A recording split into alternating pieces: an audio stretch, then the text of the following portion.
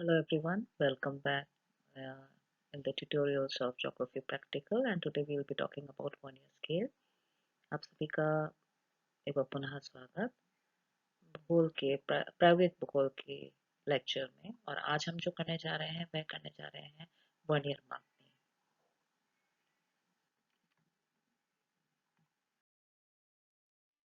पहले हम वीडियोस में आपसे plane scale, comparative scale, diagonal scale, time scale के बारे में शेयर कर चुके हैं। आज वर्नियर मापनी के बारे में या वर्नियर स्केल के बारे में कितने प्रकार के होते हैं, वर्नियर स्केल किसे कहते हैं और इसको कैसे बनाया जाता है, एक प्रश्न के माध्यम से हम इसको समझने का प्रयास करेंगे। तो चलते हैं, आज हम सीखते हैं वर्नियर स्केल।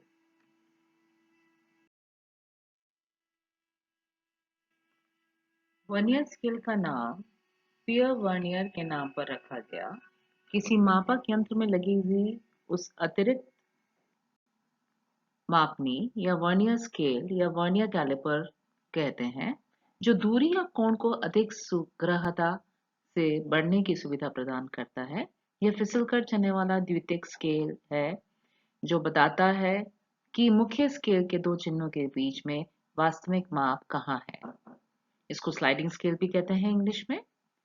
वर्नियर मापनी को बनाने का उद्देश्य प्राथमिक मापनी के सबसे छोटे भाग के भिन्नात्मक भागों को शुद्धता के साथ पढ़ना होता है। अब हम वर्नियर स्केल के बारे में कुछ और जानकारी हासिल करते हैं और वह यह है कि ये जो है वर्नियर स्केल, इसकी सहायता से हम स्मॉलेस्ट डिवीजन जो ग्रेजुएटेड स्केल पे होता है उसके फ्रैक्शनल पार्ट को पढ़ सकते हैं। और इसके दो भाग होते हैं वर्नियर स्केल के। जो नीचे वाला होता है वो मुख्य मापनी होता है और ऊपर का वर्नियर मापनी होता है। और जो वर्नियर मापनी है वो मुख्य मापनी के साथ सहारे सहारे समांतर जो है वो स्लाइड करती है। प्राथमिक तौर पे अगर देखें तो वर्नियर मापनी को हम दो भागों में बांट सकते हैं। पहला है प्रत्यक्ष वर्नियर मापनी जिसको हम इंग्लिश में डायरेक्ट वर्नियर स्केल कहते हैं। इसके बारे में अगर बात करें तो जो इसका वर्नियर स्केल होता है वह मुख्य मापनी के समान दिशा में होता है। पहली बात इसमें ये ध्यान रखने की है। और दूसरा जो बात ध्यान में रखने की है वह यह है कि इसका जो स्मॉलेस्ट डिवीजन होता है प्रत्यक्ष वर्नियर मापनी का, वह मुख्य मापनी के जो सबसे छोटा विभाजन है उससे छोटा होता है। दूसरी चीज यह है कि इसमें तीसरी चीज बिंदु यह है इसमें ध्यान रखने की है कि इसमें जो n-1 डिवीजन होते हैं मुख्य मापनी पर, वो n डिविजन्स होते हैं वर्नियर स्केल के ऊपर। मतलब उतने विभाजन हमें वर्नियर स्केल के ऊपर करने होते हैं। यहाँ बात खत्म हुई प्रत्यक्ष वर्नियर मापनी की। अब बात शुरू करते हैं वक्रीय वर्नियर मापनी की, जिसको इंग्लिश में हम रेट्रोग्रेड वर्नियर स्केल कहते हैं। रेट्रोग्रेड वर्नियर स्केल की अगर हम बात करें तो यह जो है वह मुख्य मापनी के विपरीत दिशा में होता है। पहली चीज ये ध्यान में रखने की है।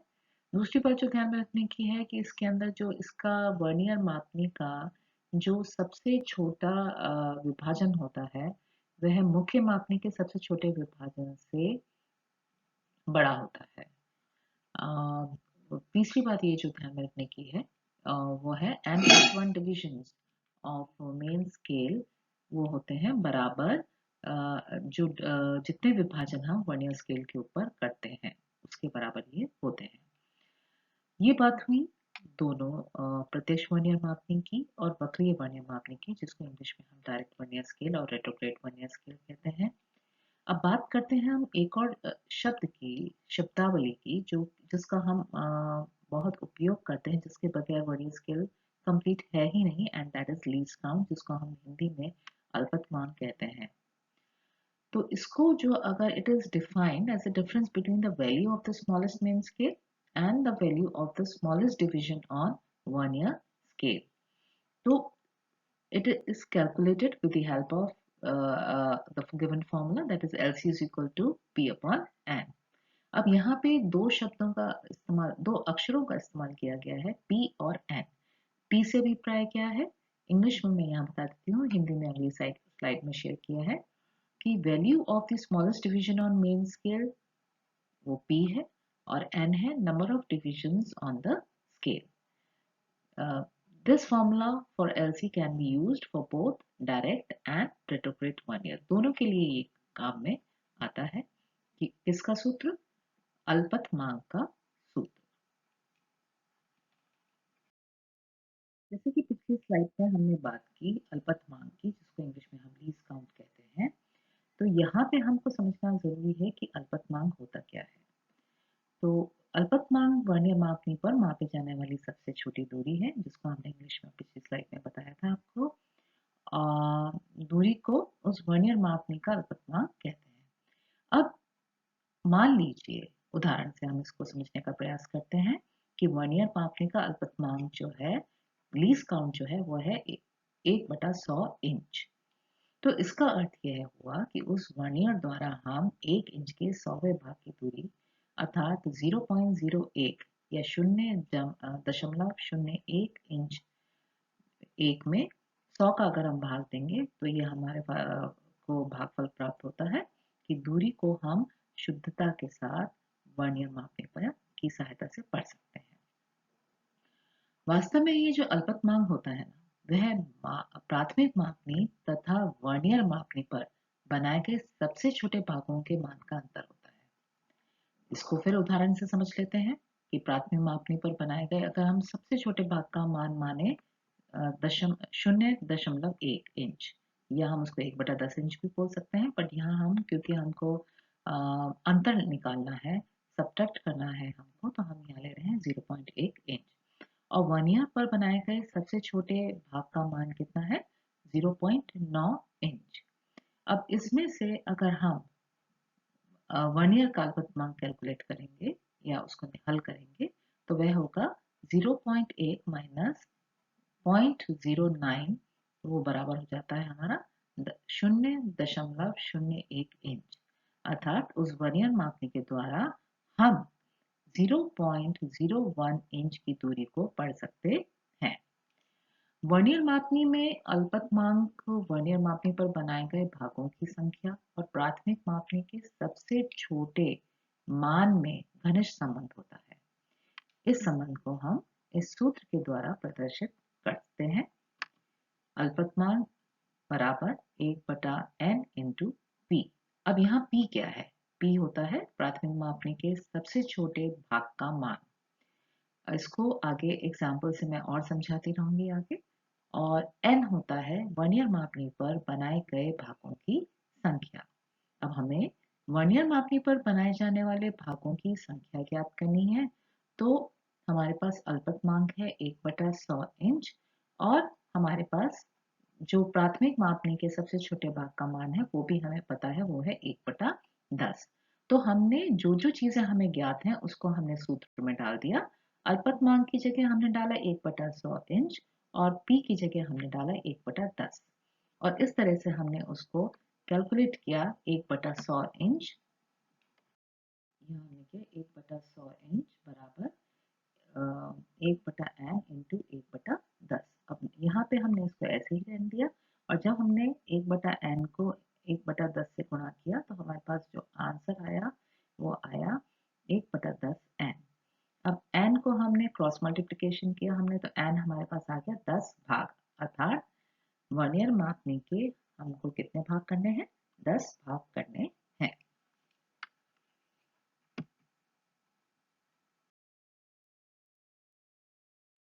अब यहाँ हम देखेंगे कि हमने किस प्रकार से वर्नियर मापनी का निर्माण किया है. तो सबसे पहले हमको जानना ये ज़रूरी है, जो हमने आपसे आगे भी शेयर किया हुआ है, कि वर्नियर स्केल के 2 प्रकार होते हैं. वो 2 प्रकार कौन-कौन से होते हैं ये मैंने आगे भी आपसे शेयर किया था, यहाँ पे पुनः कर रही हूँ. और यह एक होता है प्रत्यक्ष वर्नियर मापनी और दूसरा होता है वक्रीय वर्नियर मापनी. आप यहाँ देखेंगे कि प्रत्यक्ष वर्नियर मापनी जो है, यहाँ इसके जो P मैंने आपसे बात की थी और इसमें प्राथमिक मापनी, तो इसके जो है 1, 2, 3, 4, 5, 6, 7, 8, 9. तो जो हमने कहा ना n-1, तो मतलब n मतलब वर्नियर पर बनाए जाने वाले भागों की संख्या जो कि 10 है. और -1 मतलब एक हम इसमें से घटा देंगे, तो हमारे पास आ गया 9। तो प्रत्यक्ष वर्नियर मापनी में हम मुख्य मापनी, ये हमारी जो है पूरी, ये हमारी मुख्य मापनी है और इसके 9 भागों के बराबर, वापस से देखिए 1 2 3 4 5 6 7 8 9। अब इन 9 भागों के बराबर हम जो वर्नियर मापनी है, ये ऊपर वाली हमारी वर्नियर मापनी है, इसके हम 10 भाग बनाएंगे। ये देखिए आप, 1 2 3 4 5 6 7 8 9 और 10। और हमने जो पहले भी बात की थी पहले स्लाइड में कि मुख्य मापनी के शून्य की दिशा में ही वर्नियर मापनी का शून्य होता है, तो ये दूसरी बात भी यहाँ पे क्लियर हो। आगे चलते हैं वक्रीय वर्नियर मापनी पर, जिसको हम इंग्लिश में रेट्रोग्रेड वर्नियर स्केल कहते हैं। और रेट्रोग्रेड वर्नियर स्केल का जो सूत्र है कि वर्नियर मापनी पर कितने आपको विभाजन, जो 10 विभाजन आप करेंगे वो मुख्य मापनी के कितने विभाजनों के बराबर होने चाहिए, तो उसके लिए हमारे पास है n+1, अर्थात ये है वर्नियर मापनी पर बनाए जाने वाले कुल भागों की संख्या जमा 1, मतलब 10 + 1 दैट इज इक्वल टू 11। तो यहाँ हमने देखा कि 1 2 3 4 5 6 7 8 9 10 11, अर्थात मुख्य मापनी के 11 भागों के बराबर हमने वर्नियर मापनी के 10 भाग किए। दूसरी चीज आप लोग फ्रेंड्स इसमें ये देखेंगे कि जो वर्नियर मापनी, जो वक्रीय वर्नियर मापनी है, उसका शून्य जो है वह मुख्य मापनी के शून्य की विपरीत दिशा में है। इसका शून्य यहाँ है और वक्रीय वर्नियर मापनी का शून्य इसकी विपरीत दिशा में है, यहाँ पे होता है। तो आपने दोनों पॉइंट्स नोट किए कि रेट्रोग्रेड वर्नियर स्केल में हम 11 पॉइंट्स के बराबर 10 बनाते हैं और यहाँ जो है डायरेक्ट वर्नियर स्केल में हम 9 के बराबर 10 पार्ट्स करते हैं। पार्ट्स हमको दोनों में 10 भाग करने हैं, बट इसमें 9 के बराबर 10 भाग होते हैं। और वक्रीय वर्नियर मापनी में 11 भाग, 11 उपभाग, मुख्य मापनी के 11 उपभाग के बराबर जो रेट्रोग्रेड वर्नियर स्केल है उसके 10 भाग होते हैं। अब हमने जो पिछली स्लाइड में बताया था वो यही बताया था आपको कि इसका जो एक भाग है, क्योंकि हमने इसके एक भाग को कम करके हमने ये 9 की जो दूरी थी, 9 की दूरी थी, इसी में हमने इसके 10 भाग किए। तो इसका हर भाग, इसका जो हर भाग है वो इसके हर भाग से छोटा होगा। ठीक है, ठीक इसी प्रकार से क्योंकि हमने यहाँ पे 11 के बराबर इसके 10 भाग किए हैं, तो इसका हर एक भाग, मुख्य मापनी का हर एक उपभाग वर्नियर मापनी के उपभाग से छोटा होगा। ये वाला यहाँ छोटा होगा और यहाँ पे ये वाला बड़ा होगा। तो आपने यहाँ देखा कि हम जब 11 ले रहे हैं तो ये छोटा है और यहाँ हमने मुख्य मापनी की बात की तो ये छोटा हो गया, क्योंकि हम 9 भागों के बराबर, जो इसके मुख्य मापनी की जो दूरी है 9 भागों की, उसके बराबर हम इसके 10 भाग कर रहे हैं।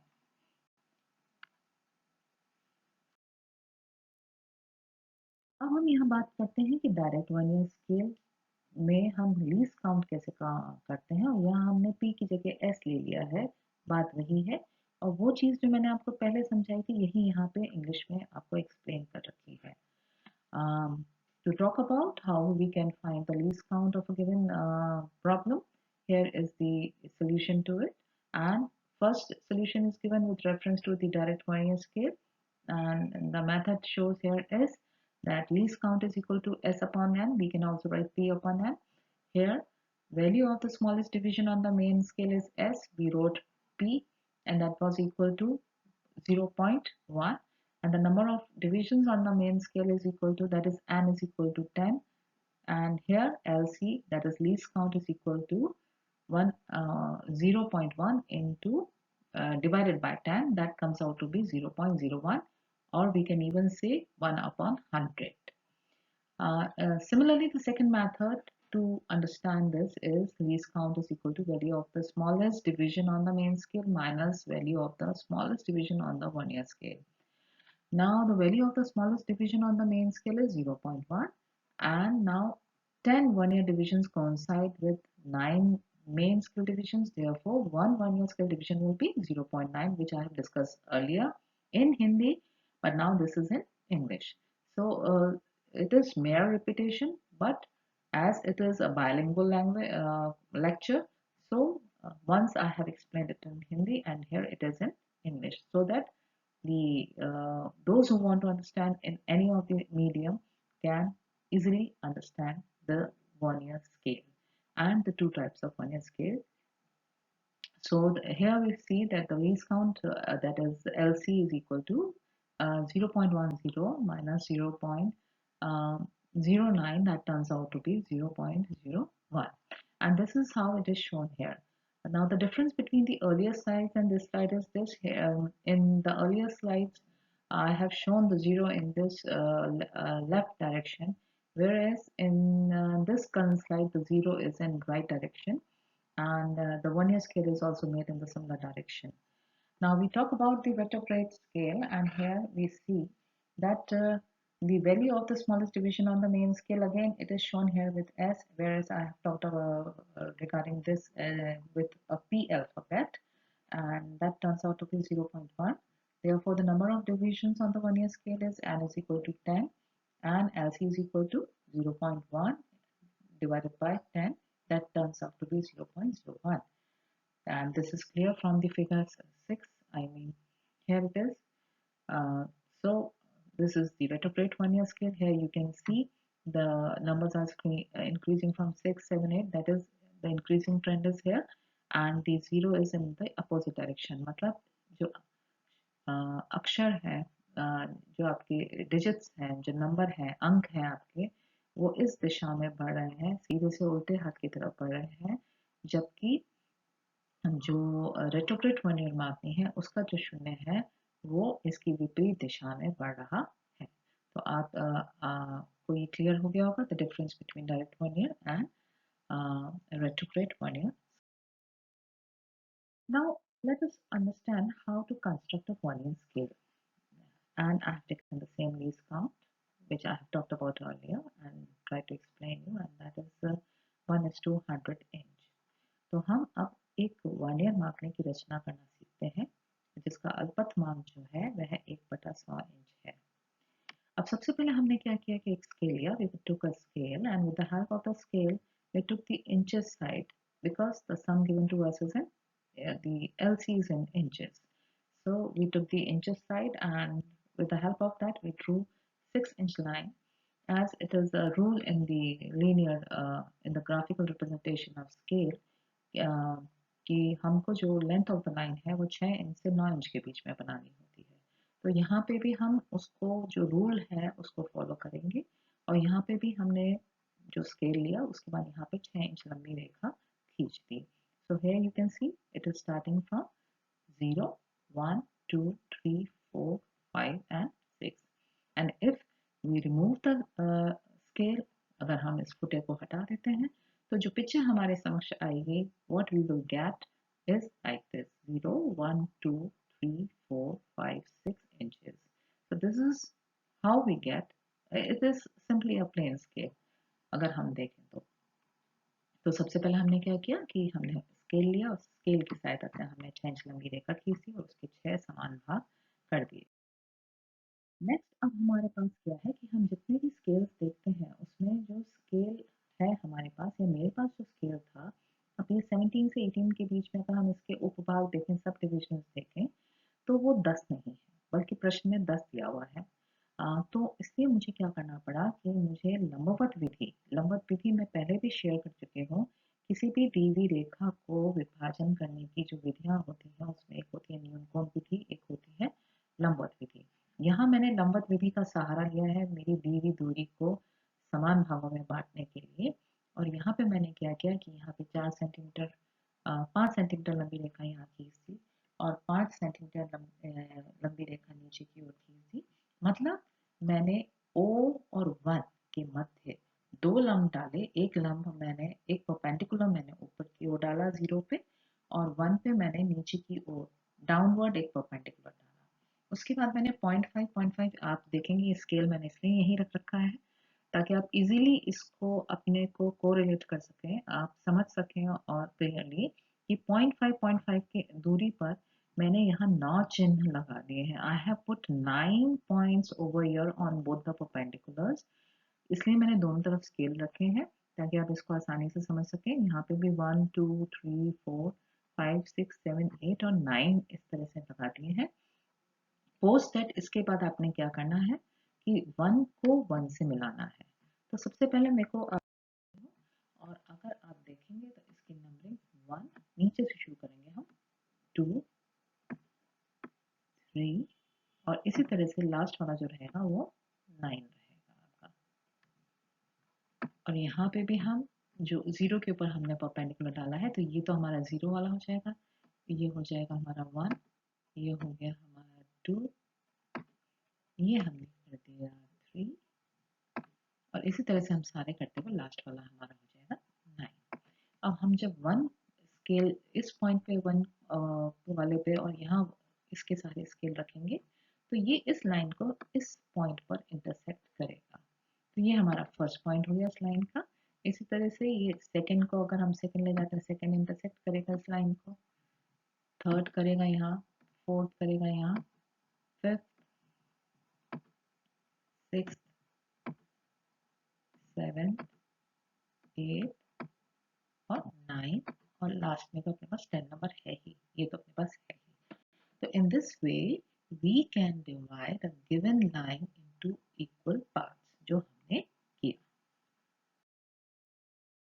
इस तरह से हमारे पास ये 9 पॉइंट्स आते हैं और हमने दिए हुए जो हमारी रेखा है, that is the distance between 0 to 1, we have divided it into 10 equal parts. If you see, this is one part, this is 2, this is 3. Let me take some other color. I think so we have the only one color.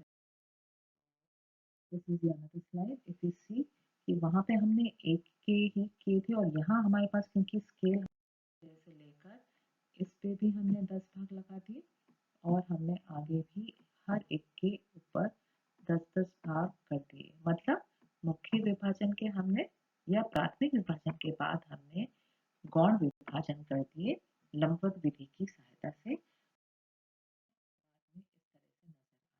तो ये हमने यहाँ पे points लगा दिए जहाँ जहाँ line जो है वो बाइसेक्ट की, इंटरसेक्ट की, सॉरी, दी हुई लाइन को मेन स्केल के, तो हमने इस तरह से पॉइंट्स लगा दिए और प्रोसेस क्या था वो मैंने यहाँ दिखा रखा।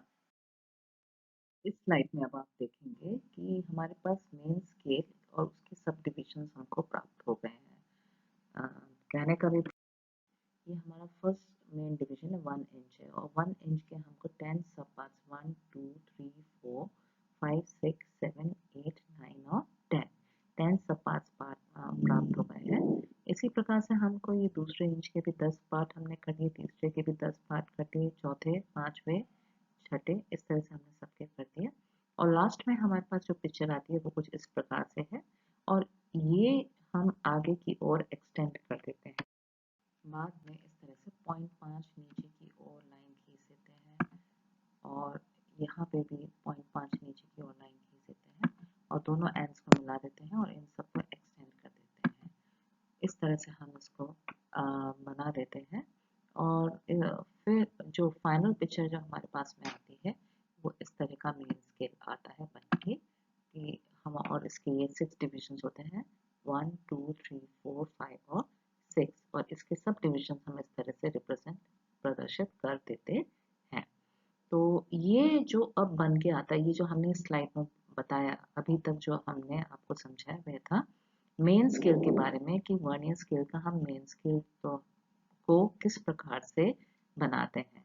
तो जो एक शीट है उसमें मेन स्केल दोनों में सेम ही बनेगा क्योंकि हमारा लीस्ट काउंट हमने जो सम में दिया है वो हमारा है 1:100 पार्ट ऑफ द इंच। तो लीस्ट काउंट हमारा जो है वो हमने को ध्यान में है, इसलिए हमने यहाँ पे 1:100 है, इसलिए 1 इंच के हमने 10 पार्ट्स किए और इससे जो हमारा बना सर्वप्रथम हमने जो बनाया 6 इंच के हमने उपभाग 10-10 किए और अभी हमारा जो फाइनल पिक्चर बन के आई वो ये मेन स्केल की बन के आई है।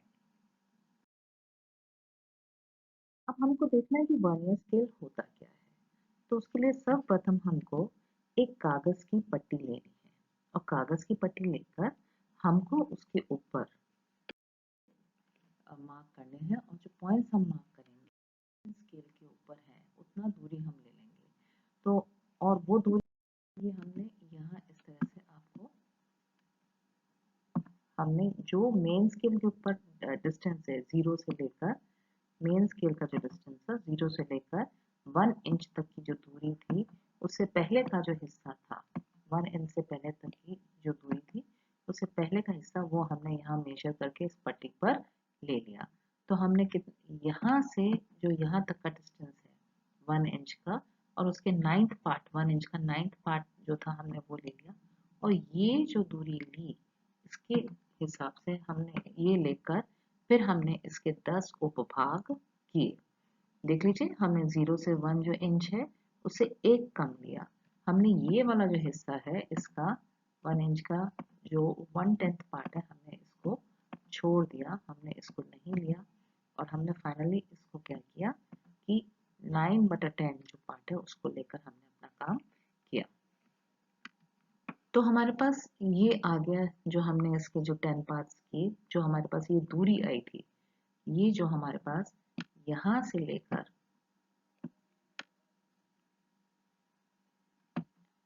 यहाँ तक की जो दूरी आई, इसके फिर हमने ये 10 पार्ट्स कर दिए, जो आपको यहाँ, तो ये जो मैंने 10 पार्ट्स किए मैंने इसको अब ये मिटा दिए।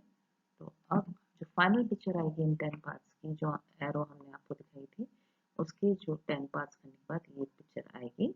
और इस वर्नियर स्केल का 0 हमने यहाँ लगाया, इसी दिशा में लगाया। तो वर्नियर स्केल का 0 हमने, क्योंकि ये डायरेक्ट वर्नियर स्केल है, इससे इसका 0 जो मेन स्केल के 0 है उसी की दिशा में होगा।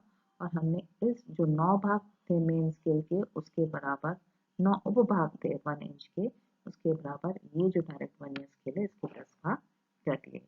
यही प्रक्रिया हमको रेट्रोग्रेड वर्नियर स्केल में करनी है। रेट्रोग्रेड वर्नियर स्केल में हमको वापस एक पट्टी लेनी है, उसके फिर हमको यहाँ ध्यान में रखना है स्केल है उसके जो 1 इंच है 1 इंच है,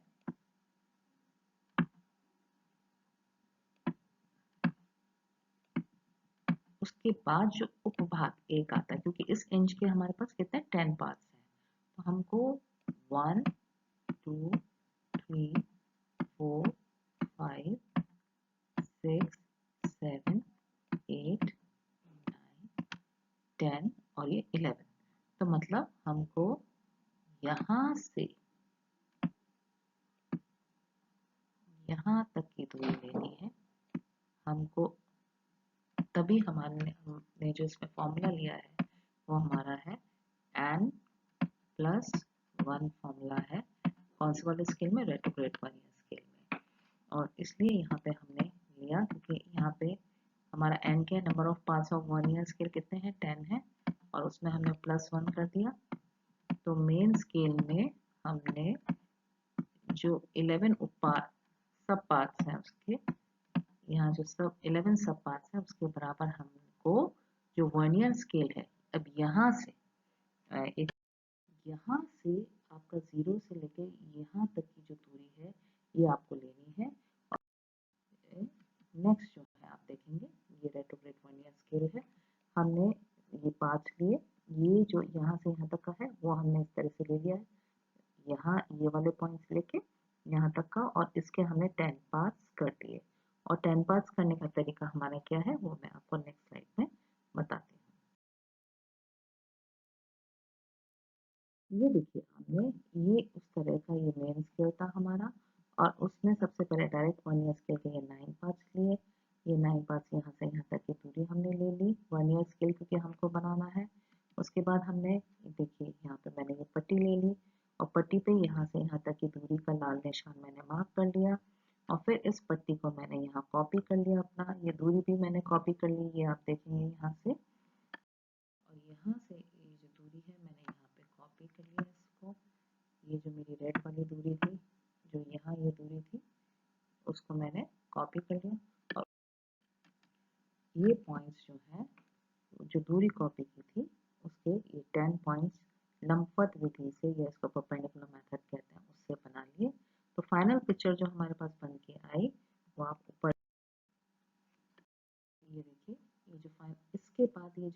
फाइनल पॉइंट्स हमारे पास हमको मिल गए। तो वो फाइनल हमारे यहाँ पे इस तरह से जो दिखाई दे रहे हैं, 0 से लेकर 10 तक हमने ये पॉइंट्स मार्क कर दिए और ये हमारा डायरेक्ट वर्नियर स्केल तैयार हो गया। ये फाइनल पिक्चर है हमारी कि किस तरह से हम डायरेक्ट वर्नियर स्केल बनाते हैं। ये हमारा मेन स्केल है, आप यहाँ देखेंगे।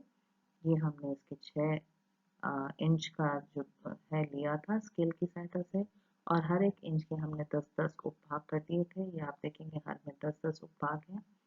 और फिर हमने जो मेन स्केल है उसकी जो 9 सब पार्ट्स हैं उसको लेते हुए हमने वर्नियर स्केल जो है उसके 10 पार्ट्स किए।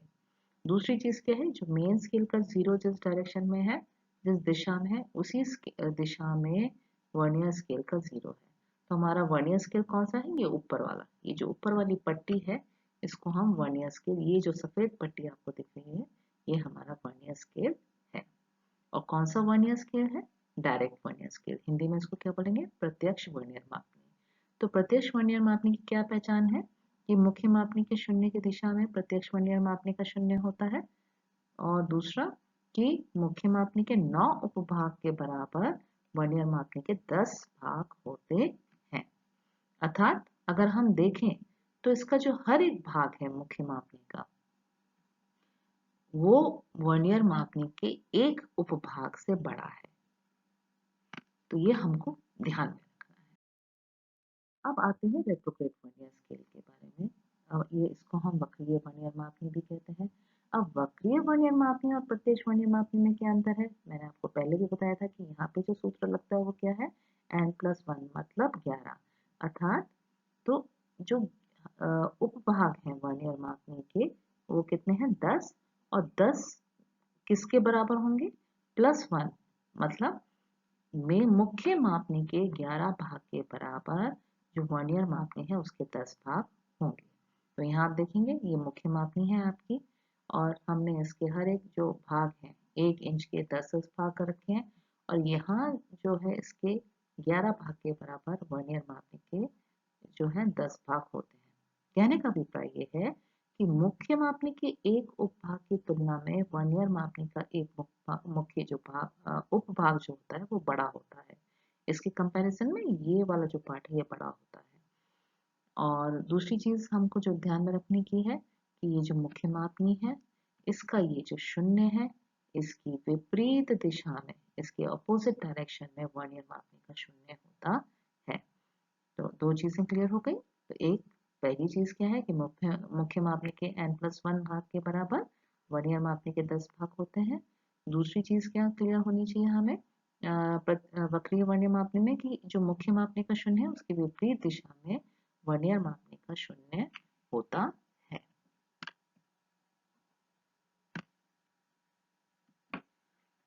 अब हम वही चीज हमने की, इसको बनाने का तरीका क्या था कि एक पट्टी ली, पट्टी पे वही हमने दूरी कॉपी की 0 से लेकर जो 11 तक ये जो उपभाग है वहां तक, और फिर उसकी सहायता से हमने ये वर्नियर मापनी बना दी। उसके ये 10 भाग किए हमने, और 10 भाग करने के बाद हमने इसको यहाँ से ये 10 पार्ट्स बनाने के बाद पट्टी को उठाकर यहाँ ले गए, और वो हमारी पट्टी फिर इस तरह से नजर आई।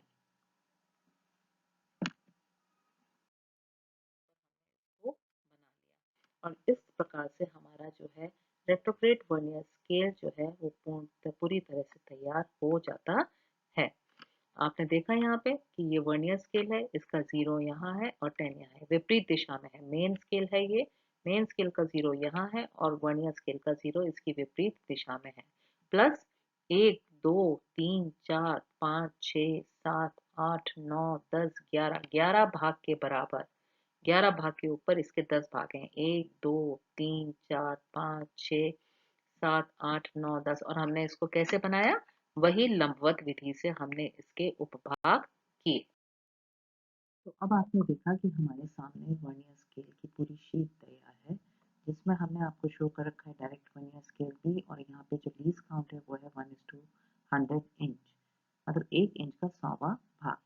यहाँ मैं आपको बताना चाहूँगी कि हमारे जो कोर्स में जितने भी स्केल्स हैं, जितने भी मापनी है, उनमें से एक वर्नियर मापनी और एक विकर्ण मापनी, दो मापनी, that means one vernier scale and the other one is diagonal scale, जिसमें हम किसी भी यूनिट का 1/100 पार्ट पढ़ सकते हैं, जिसमें हम किसी भी दी हुई इकाई का 1/100वां हिस्सा पढ़ सकते हैं। तो ये बात हमें बहुत ध्यान रखने की है। ये अगर आपको वाइवा में प्रश्न पूछा भी जाता है कि वो कौन से वो दो स्केल हैं जिनमें हम किसी भी दी हुई यूनिट का 1/100 पार्ट या पढ़ सकते हैं, तो आप कह सकते हैं एक तो डायगोनल स्केल है और एक वर्नियर स्केल है।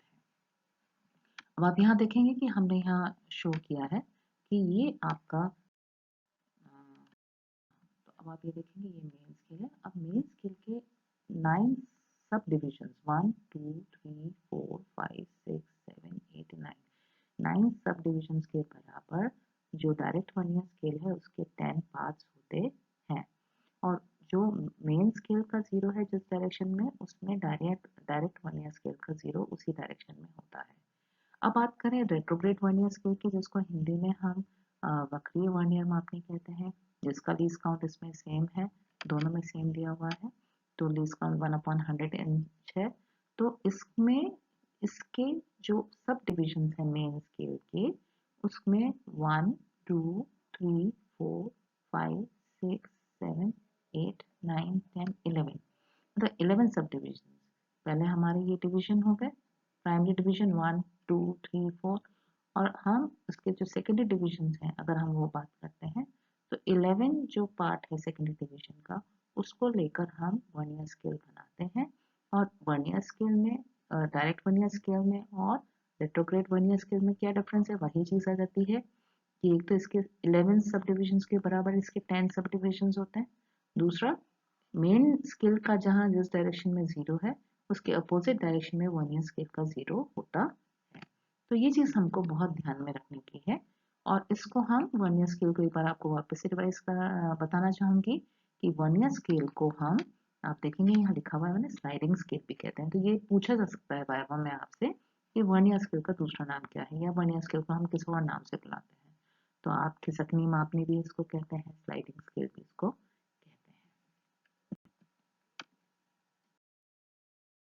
अब यहाँ पे हम अगर देखेंगे तो वर्नियर स्केल में जो रीडिंग लेनी है वो हमको आनी चाहिए।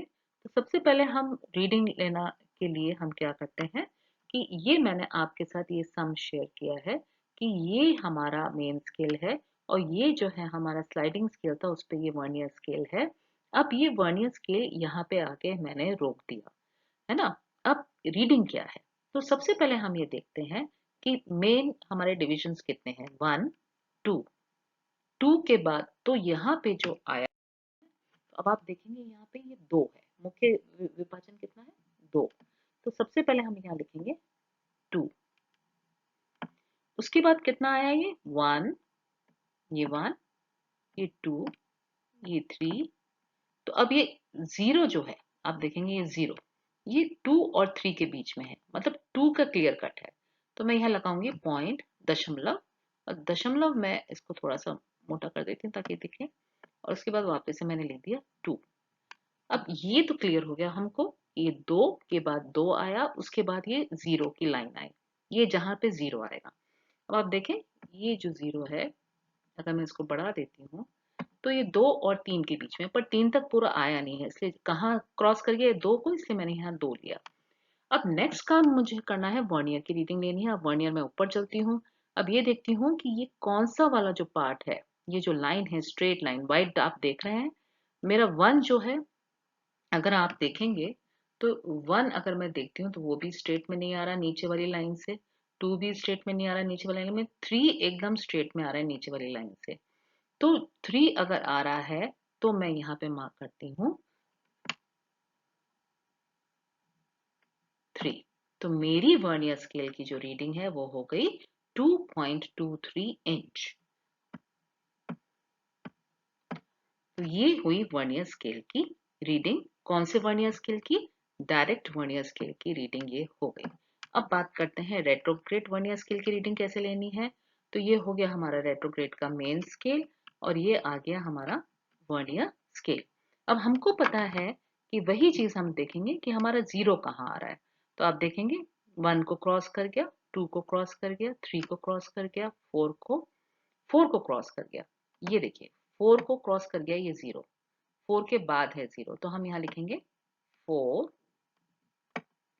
और 4 के बाद कौन सा पॉइंट आया, 1 2, और ये हुआ 3, 3 के बाद आ रहा है ये, अगर हम इसको बढ़ाते हैं तो आप देखेंगे 3 के बाद है, तो 4 पॉइंट हमने यहाँ लिख दिया 3।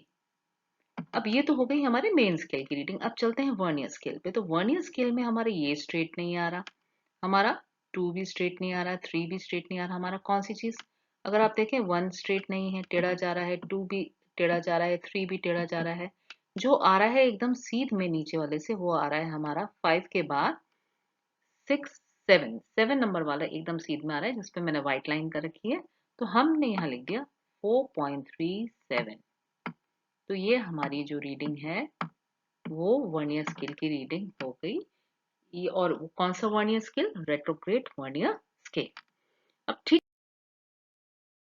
तो ये आपके सामने एक वीडियो है, और इसको अगर हम प्ले करते हैं तो आप देखेंगे कि धीरे धीरे जो वर्नियर स्केल है इसकी रीडिंग चेंज हो रही है। आप नीचे यहाँ इसमें वर्नियर स्केल नीचे है, तो आप देख सकते हैं रीडिंग शुरू हुई 5 से, और आप यहाँ अगर देखेंगे तो 1 2 3 4 5 यहाँ रीडिंग शुरू हुई।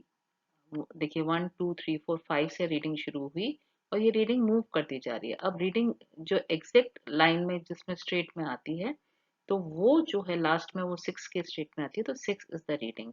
और बीच बीच में जब वो चेंज होती है, वापस से देखते हैं हम इसको, जब वो धीरे धीरे चेंज होती है, तो देखिए 5.2 पे आई स्ट्रेट, 5.3 पे आई, 5.4 पे, एकदम स्ट्रेट लाइन में। ये आप रेड जो एरो देखेंगे, वो आप वापस से इसको ध्यान से देखिए कि रेड जो एरो है वो एग्जैक्ट जिसके सामने आ रही है, जिस लाइन के स्ट्रेट लाइन के सामने आ रही है, वो वर्नियर की रीडिंग हम काउंट करते हैं। आशा है बच्चे आप सभी को वर्नियर स्केल समझ में आ गया होगा, और दोनों ही वर्नियर स्केल समझ में आ गए होंगे, डायरेक्ट वर्नियर स्केल और रेट्रोग्रेड वर्नियर स्केल। और नेक्स्ट में हम प्रोफाइल्स के साथ आएंगे, और प्रयास करेंगे कि आपको परिच्छेदिका और काट में अंतर बताएं, आपको क्रॉस सेक्शन और प्रोफाइल में डिफरेंस बताएं, और टाइप्स ऑफ प्रोफाइल के बारे में भी आपसे डिस्कस करेंगे। कोई भी क्वेरी हो आप कमेंट बॉक्स में लिख सकते हैं। धन्यवाद।